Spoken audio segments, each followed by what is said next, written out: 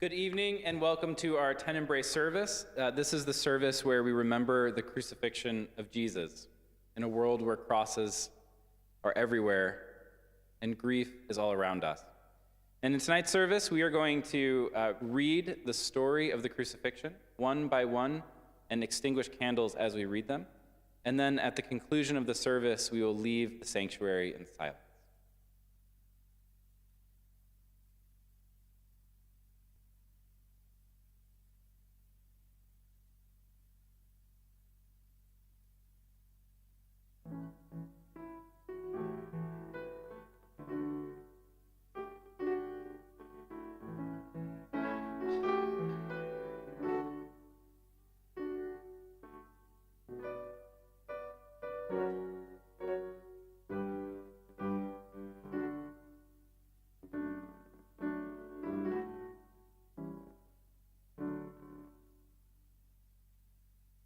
King of my life, I crown thee now.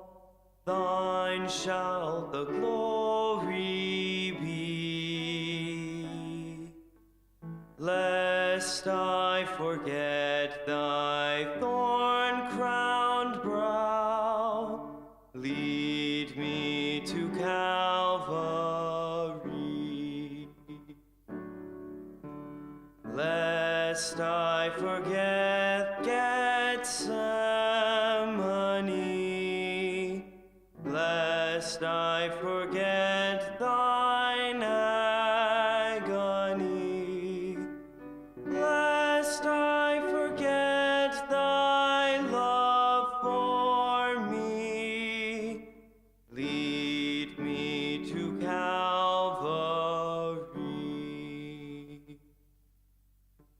Show me the tomb where thou wast laid, tenderly mourned and wept. Angels in robes of light arrayed guarded thee whilst thou slept. Lest I forget Gethsemane, lest I forget thine agony, lest I forget thy love for me, lead me to Calvary. Let me, like Mary, through the gloom, come with a gift to thee.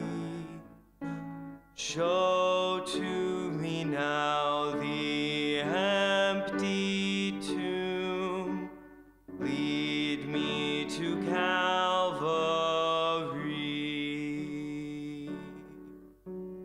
Lest I forget Gethsemane,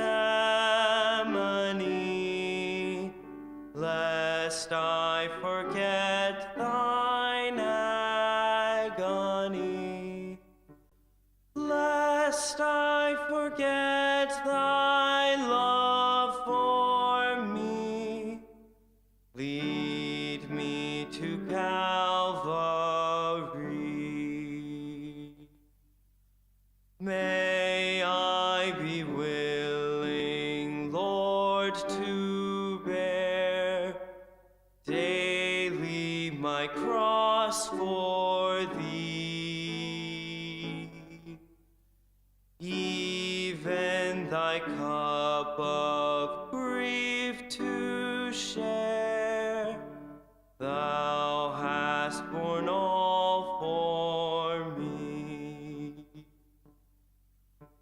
Lest I forget Gethsemane,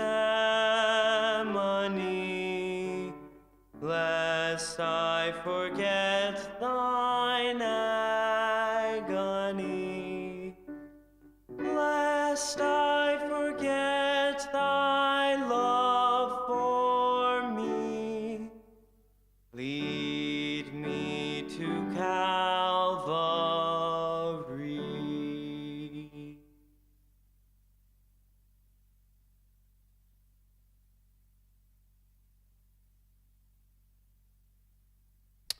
Let us pray.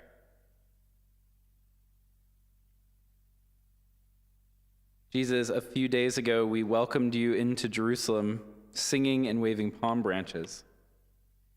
And just last night, you gave us communion. And here we are today, betraying and killing you. We love violence as a people. And 2,000 years later, we still trust crosses to bring peace and war to bring stability. Forgive us, God. Forgive us for cheering as bombs drop, for smiling as we watch news of children harmed. Forgive us as we trust governments that continue to use crosses.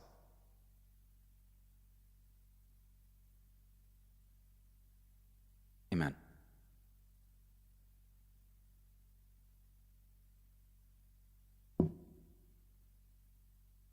Our readings begin with Matthew 26, verses 31 to 35. Then Jesus said to them, "You will all become deserters because of me this night, for it is written, I will strike the shepherd, and the sheep of the flock will be scattered. But after I am raised up, I will go ahead of you to Galilee." Peter said to him, "Though all become deserters because of you, I will never desert you." Jesus said to him, "Truly, I tell you, this very night, before the rooster crows, you will deny me 3 times." Peter said to him, "Even though I must die with you, I will not deny you." And so said all the disciples.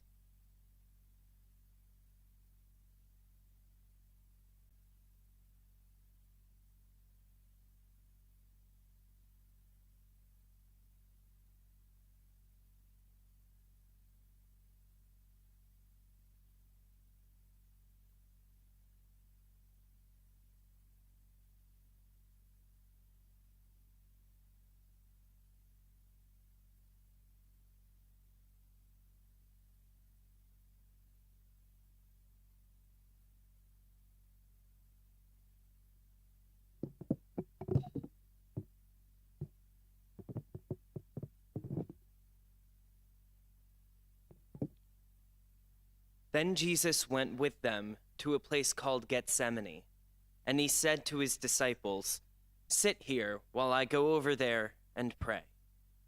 He took with him Peter and the 2 sons of Zebedee, and began to be grieved and agitated.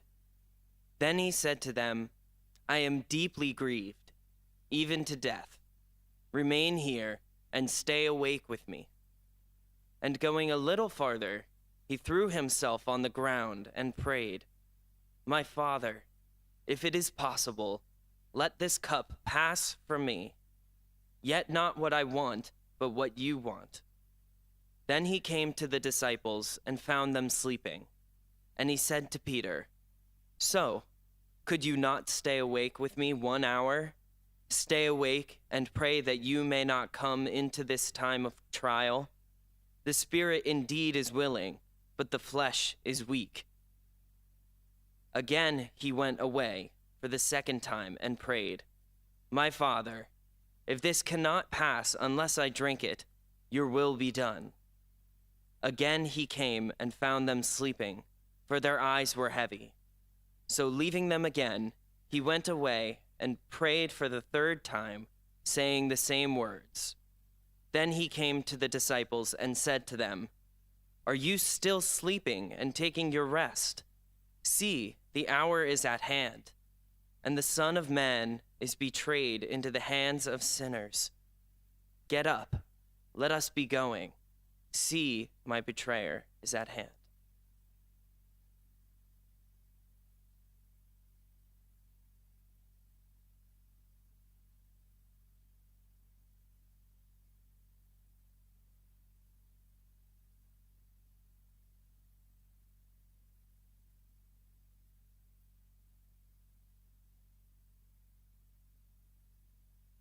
While he was still speaking, Judas, one of the 12, arrived. With him was a large crowd with swords and clubs from the chief priests and the elders of the people.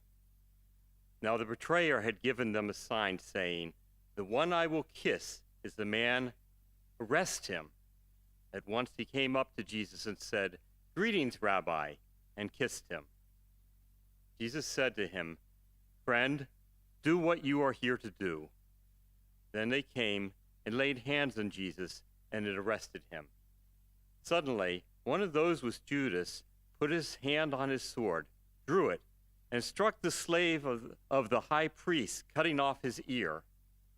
Then Jesus said to him, "Put your sword back into its place, for all who take the sword will perish by the sword.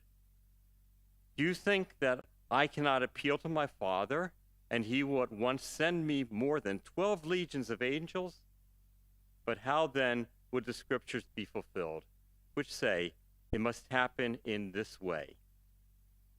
At that hour, Jesus said to the crowd, "Have you come out with swords and clubs to arrest me as though I were a bandit?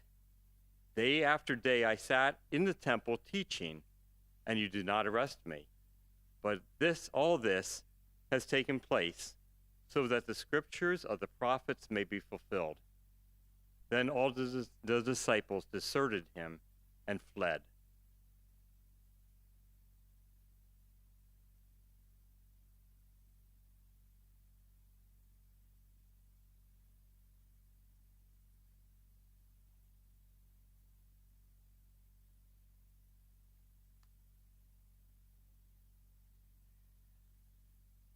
Those who had arrested Jesus took him to Caiaphas, the high priest, in whose house the scribes and elders had gathered.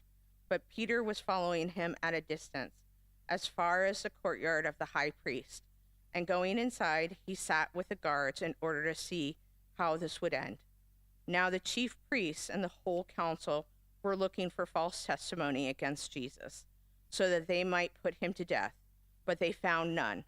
Though many false witnesses came forward, at last 2 came forward and said, "This fellow said, I am able to destroy the temple of God and to build it in 3 days." The high priest stood up and said, "Have you no answer? What is it that they testify against you?" But Jesus was silent. Then the high priest said to him, "I put you under oath before the living God. Tell us if you are the Messiah, the Son of God." Jesus said to him, "You have said so, but I tell you, from now on, you will see the Son of Man seated at the right hand of power and coming on the clouds of heaven." Then the high priest tore his clothes and said, "He has blasphemed. Why do we still need witnesses? You have now heard his blasphemy. What is your verdict?" They answered, "He deserves death." Then they spat in his face and struck him, and some slapped him, saying, "Prophesy to us, you Messiah. Now is it that you struck you?"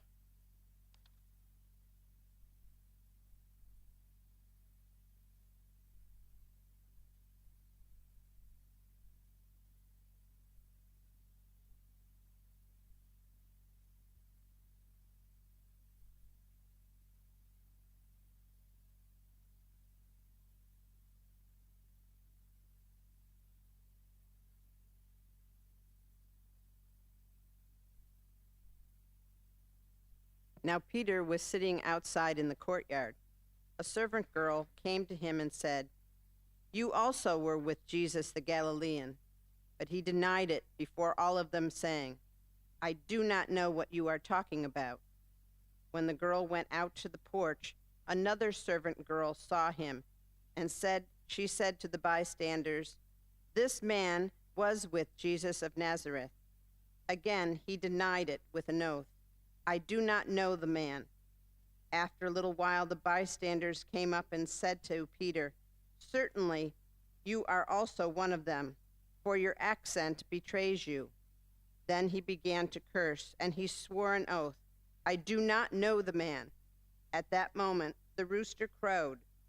Then Peter remembered what Jesus had said, "Before the rooster crows, you will deny me 3 times." And he went out and wept bitterly.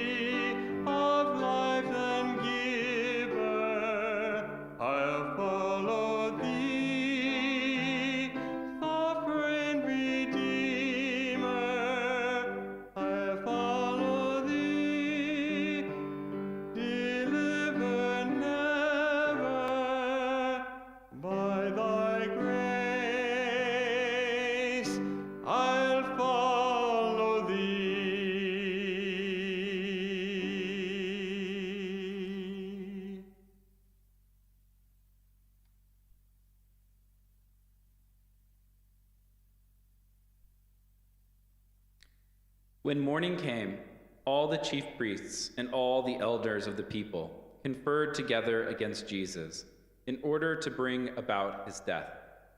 They bound him, led him away, and handed him over to Pilate, the governor.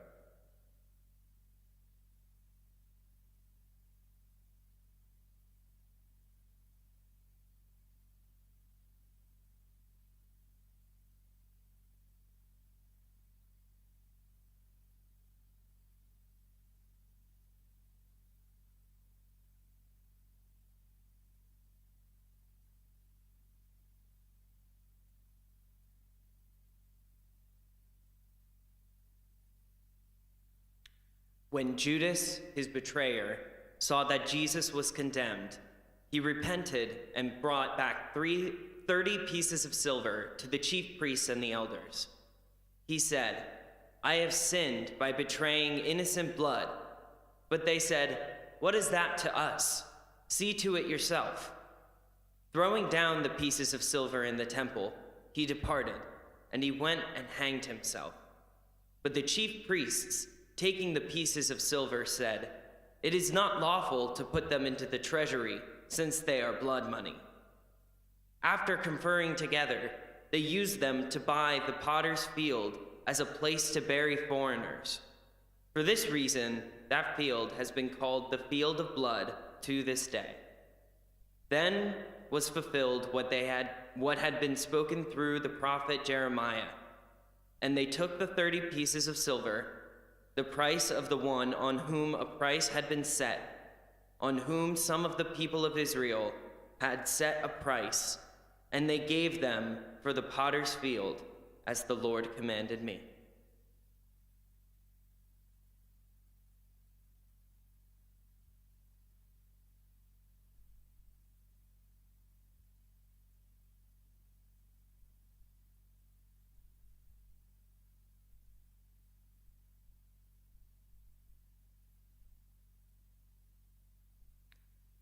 Now Jesus stood before the governor, and the governor asked him, "Are you the king of the Jews?"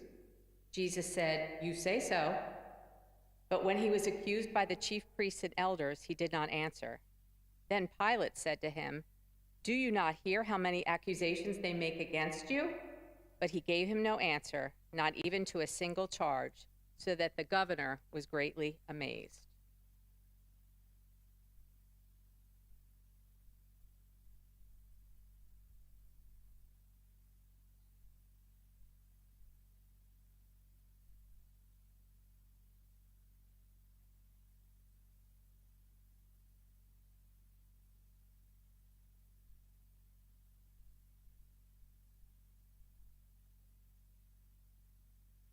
Now at the festival, the governor was accustomed to release a prisoner for the crowd, anyone whom they wanted. At that time, they had a notorious prisoner called Jesus Barabbas.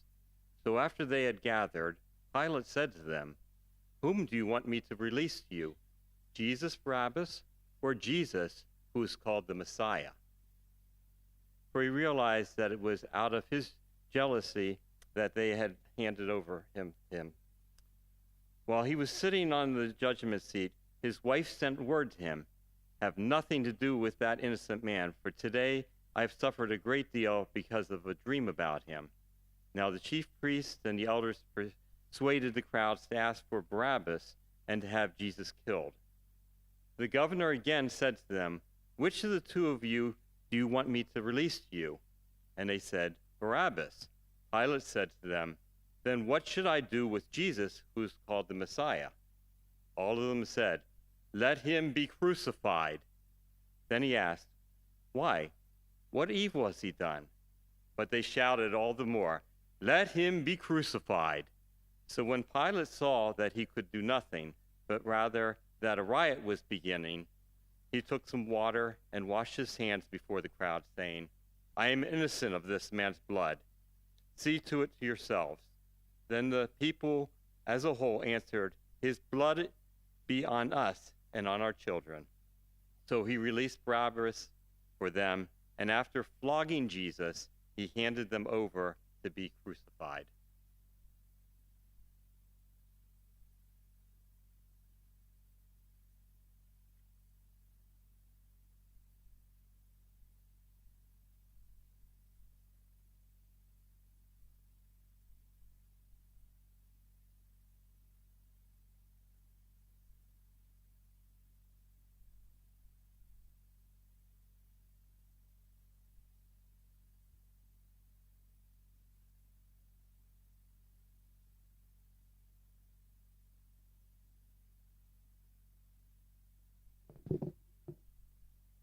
Then the soldiers of the governor took Jesus into the governor's headquarters, and they gathered the whole cohort around him. They stripped him and put a scarlet robe on him, and after twisting some thorns into a crown, they put it on his head. They put a reed in his right hand and knelt before him, mocking him, saying, "Hail, King of the Jews!" They spat on him and took the reed and struck him on the head. After mocking him, they stripped him of the robe and put his own clothes on him. Then they led him away to crucify him.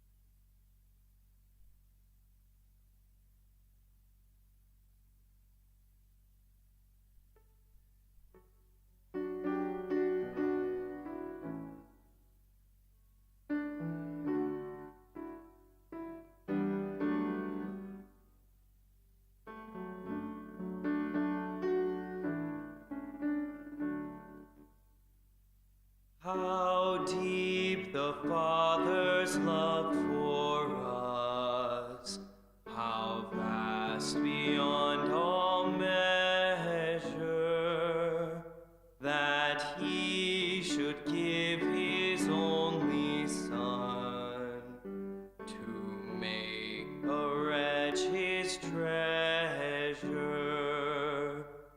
How great the pain of searing loss! The Father turns his face away, as wounds which mar the chosen one bring many sons to glory.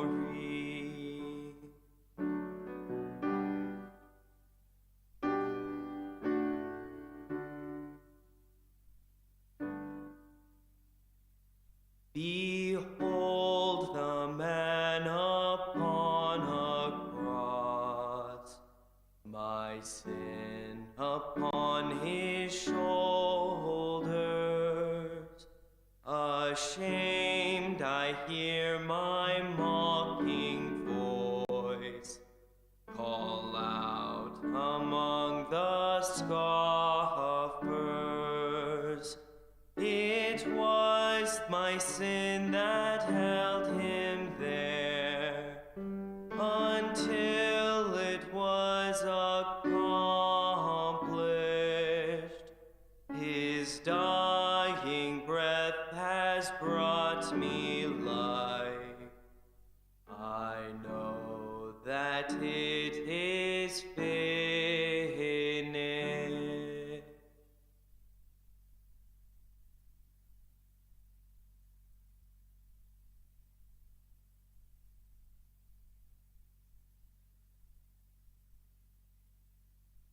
As they went out, they came upon a man from Cyrene called Simon. They compelled this man to carry his cross. And when he came to a place called Golgotha, which means place of a skull, they offered him wine to drink, mixed with gall. But when he tasted it, he would not drink it. And when they had crucified him, they divided his clothes among themselves by casting lots. Then they sat down there and kept watch over him. Over his head they put the charge against him, which read, "This is Jesus, the King of the Jews."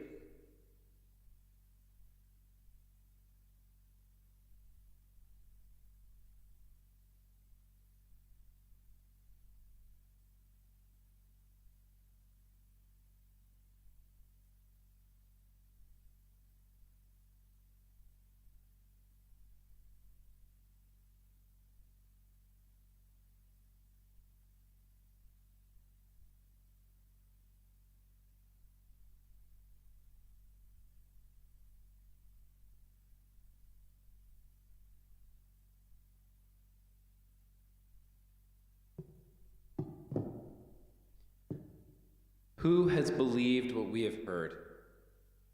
And to whom has the arm of the Lord been revealed? For he grew up before him like a young plant and like a root out of dry ground. He had no form or majesty that we should look at him, nothing in his appearance that we should desire him. He was despised and rejected by others, a man of suffering, acquainted with infirmity, and as one from whom others hide their face. He was despised, and we held him of no account. Surely he has borne our infirmities and carried out our diseases, yet we account him stricken, struck down by God, and afflicted. But he was wounded for our transgressions, crushed for our iniquities. Upon him was the punishment that made us whole. By his bruises we are healed. All we like sheep have gone astray. We have turned to our own way, and the Lord has laid on him the iniquity of us all. He was oppressed, he was afflicted, yet he did not open his mouth. Like a lamb that is led to the slaughter, like a sheep that before its shearers is silent. So he did not open his mouth. By a perversion of justice, he was taken away. Who could have imagined his future? For he was cut off from the land of the living, stricken for the transgression of my people. They made his grave the wicked and his tomb with the rich, although he had done no violence, and there was no deceit in his mouth. Yet it was the will of the Lord to crush him with pain. When you make his life an offering for sin, he shall see his offspring and shall prolong his days. Through him the will of the Lord shall prosper. Out of his anguish he shall see a light. He shall find satisfaction through knowledge. The righteous one, my servant, shall make many righteous. He shall bear their iniquities. Therefore I will allot him a portion with the great. And he shall divide the spoils with the strong, because he poured himself out to death and was numbered with the transgressors. Yet he bore the sins of many and made intercession for the transgressors.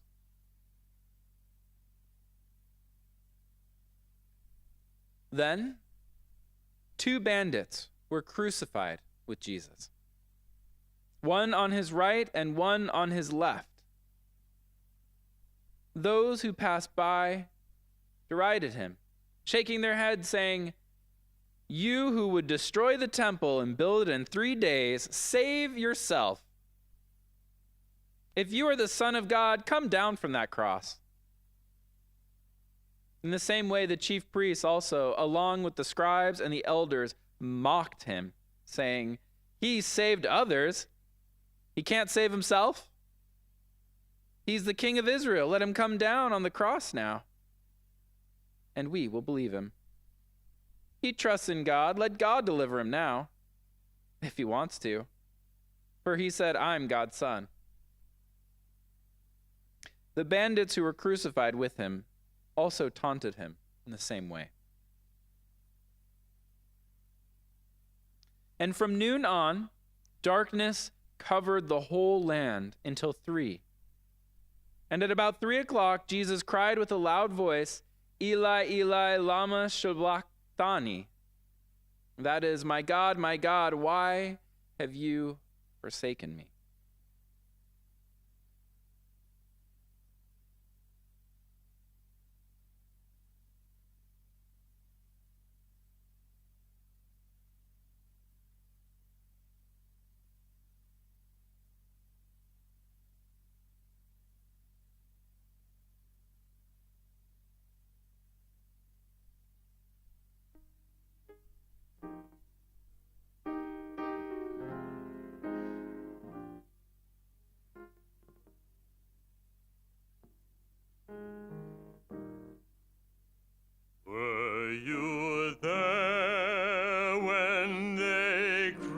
crucified, my Lord. Were you there when they crucified my Lord?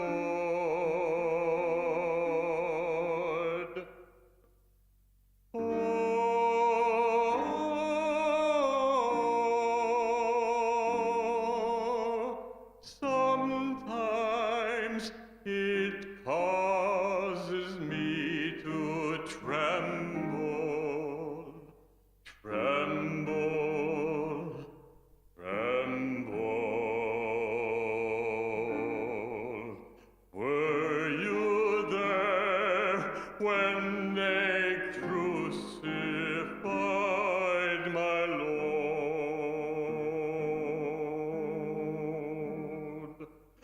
Were you there when they nailed him to the tree? Were you there when they nailed him to the tree?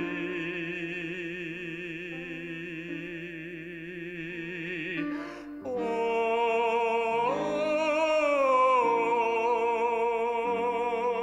sometimes it causes me to tremble,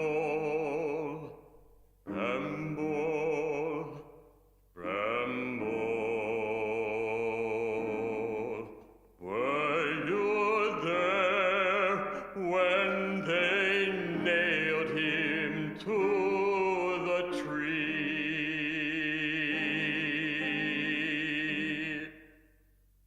Were you there when they laid him in the tomb?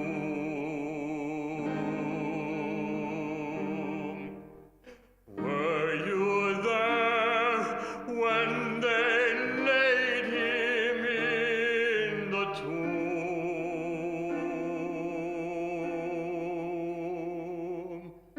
Oh,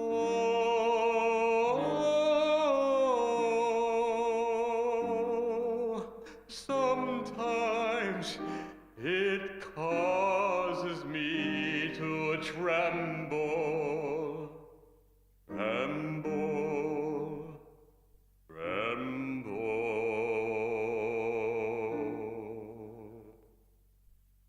Were you there when they laid him in the tomb?